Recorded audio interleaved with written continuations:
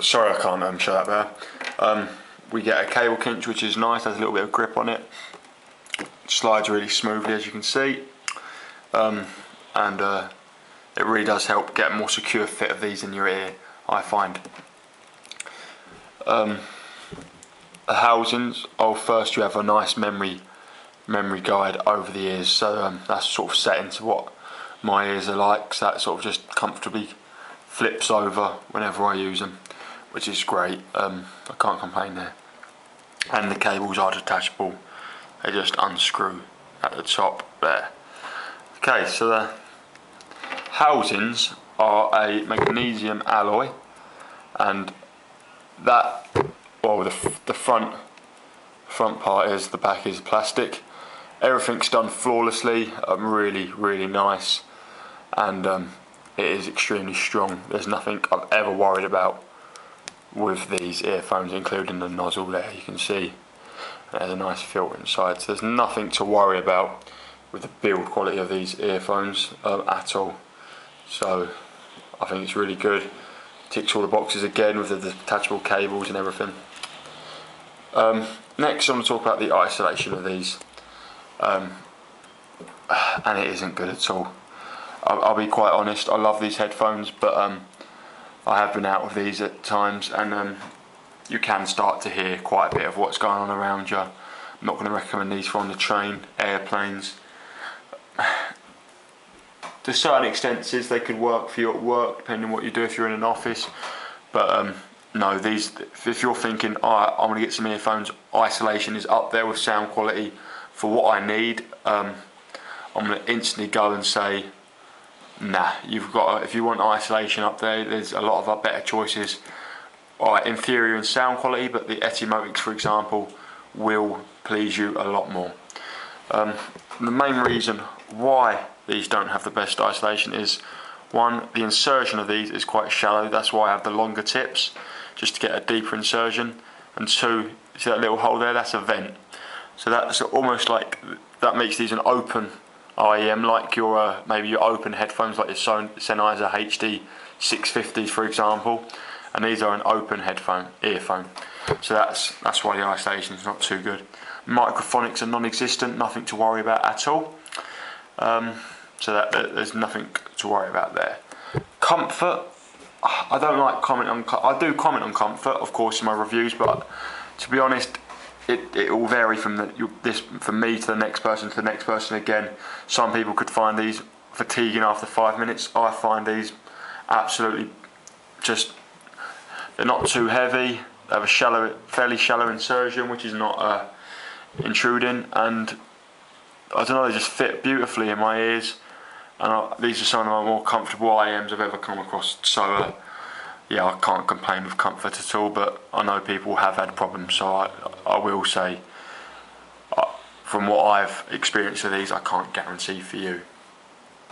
So that's mainly all the bits and bobs that I go through with my reviews. So now I'm going to go on to the sound quality, which of course is the more important aspect of a review in my opinion. So starting with the sound stage. The sound stage is huge, not quite the bit, I've heard a few bigger in earphones. It's not going to compare with like my Sennheiser HD 580s really, or a full-sized open headphone, but it's big. It's big indeed, and it's very wide. It's got a good height element to it, and of course it's got the depth element, which makes it real 3D immersive. The imaging is great. It's really realistic, I find, and all that. The instrument, these are extremely fast drivers. The instrument separation is beautiful, airy. I will say some negative points, because at the moment it probably sounds like just a rant of how awesome these are, but like all these sections are beautiful. It's the fastest dynamic driver I've yet to hear. So yeah, it's extremely fast, of course, and so separation is great. So it ticks all the boxes in that department. Now the bass is the best I've ever heard, because it's just a compromise. It's not even a compromise. It's just it's just beautiful in quantity, quality, extension, all these parts. Like, the quantity isn't big, but it's not shabby at all. Out of 10, maybe 7.5, maybe at pushing an 8. So it's big. It's not like a BA driver, but it's just so fast. It punches so quickly. It's extremely tight. Never ever boomy compared to other earphones with the same amount of quantity. It's just exceptional. It's not quite bass head amount, but if you like good quality bass, then these are my recommendation. And what else these do is the extension into the sub bass regions is just something else. You get that little bit of rumble that's really nice, and you can just hear these frequencies that are clearly so low. The mids. Now, another one of my favourite headphones is the Aurisonics ASG1, which of course are a mid-centric IEM, and they really accentuated in the mid regions with a little spike that some people really found fatiguing. These are a neutral or a flat EQ, I find, but they could be slightly behind in the maybe the slightest dip in the mids, and it just lacks a bit of energy. I find it's probably the more worrying part of the headphones. It's still ticks all the boxes. It's really transparent and with great resolution and detail, but yeah, it just lacks a bit of energy. Like the tonal balance to it is like a dry texture, not warm or bright or anything like that. It's just quite dry, quite natural, quite realistic, and it does male and female vocals equally as good, as well as the tomba drums. Just they hit with the right impact and decay, and guitars just sound just amazing. The treble, I find, somehow people have had problems with it, but I find it to be amazing. It's beautifully extended, fairly excitable. I wouldn't say aggressive, but fairly excitable. It really can attack well. It does a lot nice. It has a good amount of sparkle to it. Not quite like a Fish Audio DBO2, but it does have a fair bit of sparkle on it. And there is a few little patchy points where it might sound a bit hot due to like maybe a couple of tiny spikes, but none that cause sibilance or anything worth worrying about. So yeah, that's just the overall sound quality, and as I've just said, it is an amazing earphone that I have fallen in love with, and it sounds just truly amazing. One thing I will comment on though is I'll take you for a walk quickly. To show you quickly what I used as an amplifier and portable player for the Sonys, and I'll also show you it's just my little desk and what's going on. So quickly, here's my portable player. It's my iPod Nano, 4th generation. I use the Crossroads ED1 line-out dock, which is just great, solid, really chunky and sounds good, and my Hippo Cricro amplifier. Now I do have more expensive amplifiers, and I have had more expensive amplifiers, but this one just works with the Sony's beautifully. It just adds that energy in the mids that it really needs, and just energise the earphone overall as a whole. So I'm not going to recommend these without any amplifier. Specs on the Sony do not say that it has poor impedance. It just says normal 32 ohms there, or bad. I can't find the 108 decibels is the sensitivity. It shouldn't need an amp from that. It should be fairly easy to drive. I do find that I'm not going to recommend purchasing this without an amplifier at all, to be honest. For some reason it just seems to need one. Even a cheapy thing seems to do, like with the Go Vibe mini box amplifier. But yeah, this is my desk. This is my iMac on Head 5 course,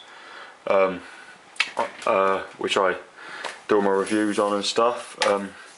This is my messy. I've only got one cable in, but all my cable drawer for all like the chargers. This is my currently reviewing drawer, which is a bit of a mess. Some TDK EV950s in there, some chips floating around, Go Vibe mini box amplifier, Fine Audio Design Adagio V's, a Cowan J3, a Rocket R50s. This is just a drawer for a couple of earphones that I'm keeping that I really like, my Autophon EQ5s and my Heaven 4s. And that's the DIY kit I am making at the moment, but I need a few more parts because it's floor at the moment. This is just a junk drawer, just of bits and bobs, 580 grills, headphone boxes for example. And again, same here. This is my accessory drawer with loads of just tips and different earphones. I do know what they're all from. Attenuators, cleaning tools, adapter jacks, airplane adapters, all that stuff, which is a handy drawer to have when finding the best sound out of an earphone. And down here I just have my box drawers where I keep my boxes of all the earphones in. Then down here I have my III TMA1s, which I just unboxed recently. I'm looking for a stand for them, so I need a couple more stands, and I have just a few soldering tools there for my soldering iron, which is just back there. And some earphones in here, tandems, my phone X are in there, my Ultimate Ears Super 5.5s are there, there's nothing yet in there. And then we have my Sennheiser HD 580s there, Suplux HD 681s there, Fisher Audio FA004s there, TDK ST700s there, Rocket R Shields there, my TDK ST800s there, and then of course my Denon HD2000s there. Then we have my desktop rig. It's not really a desktop rig in a sense, but it has an Audio Engine D1 DAC, which sounds great, and an absolutely amazing amplifier there, the Epiphany Acoustics EHP 02, which I just wish it had RCA in to use it properly with the DAC, and I wish it had a 1/4 inch output, which would be great, but I'm not going to complain with that. So that's a quick look at my audio world, and a review of the Sony EX1000s, which I will recommend for whatever price you can buy them from. So I hope you enjoyed this video for everything it was, and look forward to a Hair Audio 4.8i unboxing tomorrow. Thanks, and see you later.